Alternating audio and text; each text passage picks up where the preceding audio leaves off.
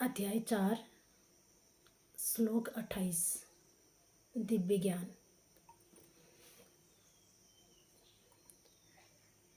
द्रव्य यज्ञास तपो यज्ञा योग यज्ञास तथा परे स्वाध्याय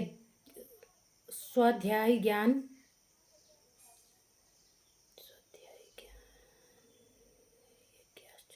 स्वाध्याय ज्ञान यज्ञाश्च यतयः संसिता व्रताः।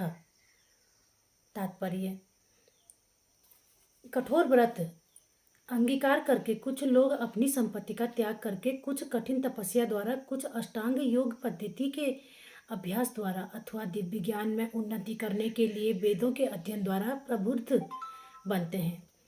तात्पर्य, इन यज्ञों के कई वर्ग किए जा सकते हैं। बहुत से लोग विविध प्रकार के दान पुण्य द्वारा अपनी संपत्ति का यजन करते हैं।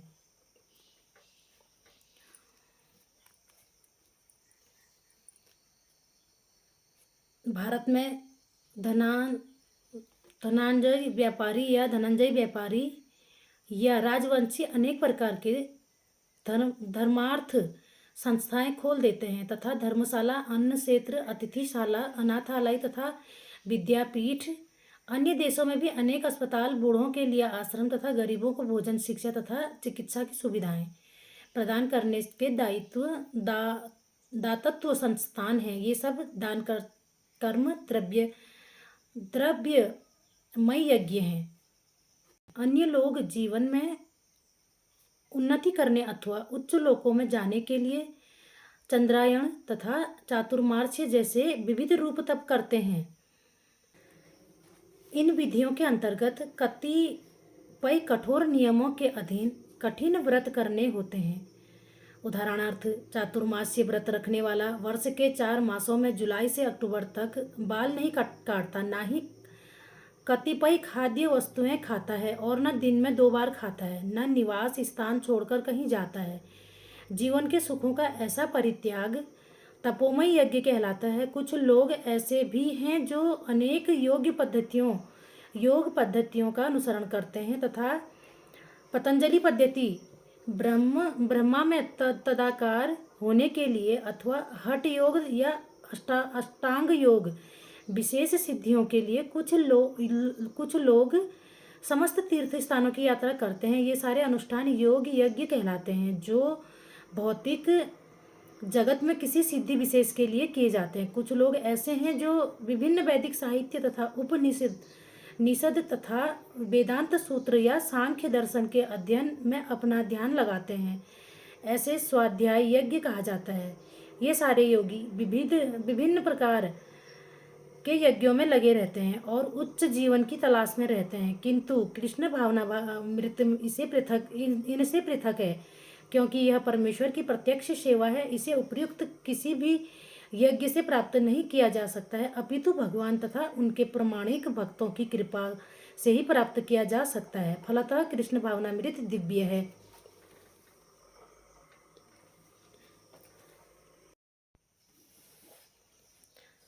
अपाने जुहवती प्राणम प्राणेस्य पानम तथा परे प्राणापान गति रुदध्वा प्राणायाम परायणाम अपरे नियताहाराम प्राणान प्राणेषु जुहवती। अर्थात अन्य लोग भी हैं जो समाधि में रहने के लिए श्वास को रोके रहते हैं। प्राणायाम वे अपान में प्राण को और प्राण में अपान को रोकने का अभ्यास करते हैं और अंत में प्राण अपान को रोककर समाधि में रहते हैं। अन्य योगी कम भोजन करके प्राण में ही आहुति देते हैं। तात्पर्य,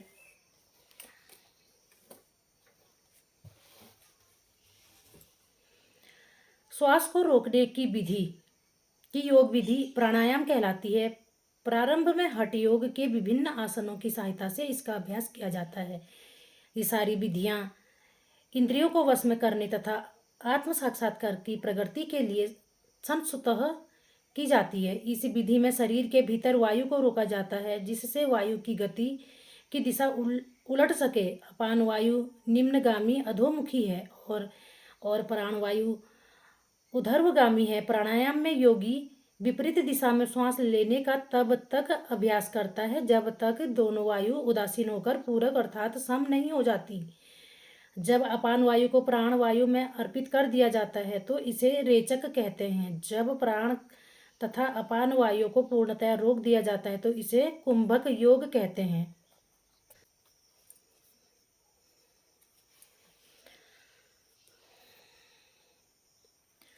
कुंभक योगाभ्यास द्वारा मनुष्य आत्मसिद्धि के लिए जीवन अवधि बढ़ा सकता है।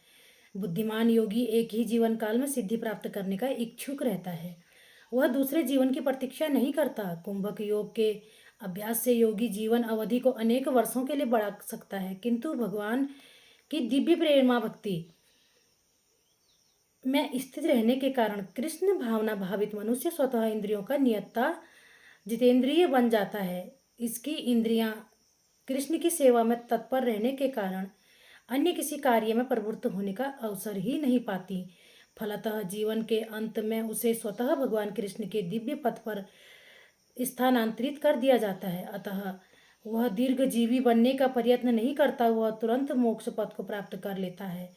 जैसा कि भगवद गीता में 14:26 में कहा गया है, माम च योस व्यभिचारेण्य भक्ति योगेन सेवते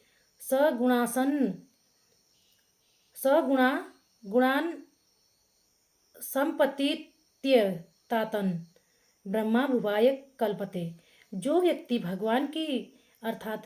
भगवान की निश्चल भक्ति में निवृत्त होता है, वह प्रकृति के गुणों को लांघ जाता है, तुरंत आध्यात्मिक पद को प्राप्त होता है। कृष्ण भावना भावित भक्ति में प्रवृत्त हो जाता है, वह प्रकृति के गुणों को लांघ जाता है और तुरंत आध्यात्मिक पद को प्राप्त होता है। कृष्ण भावना भावित व्यक्ति दिव्य अवस्था से प्रारंभ करता है और निरंतर उसी चेतना में रहता है, अतः उसका पतन नहीं होता और अंततः वह भगवत धाम को जाता है। कृष्ण प्रसादम को ही खाते रहने से स्वतः कम खाने की आदत पड़ जाती है। इंद्रिय निग्रह के मामले में कम भोजन करना, अल्पाहार अत्यंत लाभप्रद होता है और इंद्रिय निग्रह के बिना भव बंधन से निकल पाना संभव नहीं है। सर्वेश पेते यज्ञ विदो यज्ञ स्यपित कलमसः यज्ञ शिष्टामृत भुजो यान्ति ब्रह्मा सनातनम। अर्थात ये सभी यज्ञ करने वाले यज्ञों का अर्थ जानने के कारण पाप कर्मों से मुक्त हो जाते हैं और यज्ञों के फल रूपी अमृत को चखकर परम दिव्य आकाश की ओर बढ़ते जाते हैं। तात्पर्य, विभिन्न प्रकार के यज्ञों तथा द्रव्य यज्ञ, स्वाध्याय यज्ञ तथा योग यज्ञ की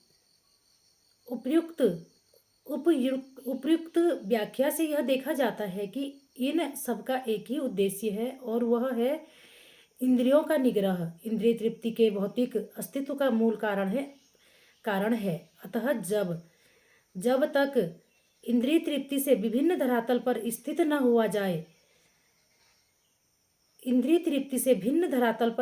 हुआ जाए तब तक सच्चिदानंद के नित्य धरातल तब तक उठ पाना संभव नहीं है। यह धरातल नित्य आकाश या ब्रह्मा आकाश में है। उपयुक्त सारे यज्ञों के संसार के पाप कर्मों से विमल हुआ जा सकता है। जीवन में इस प्रगति से मनुष्य न केवल सुखी और ऐश्वर्यवान बनता है, अपितु अंत में वह निराकार ब्रह्मा के साथ तादात्म्य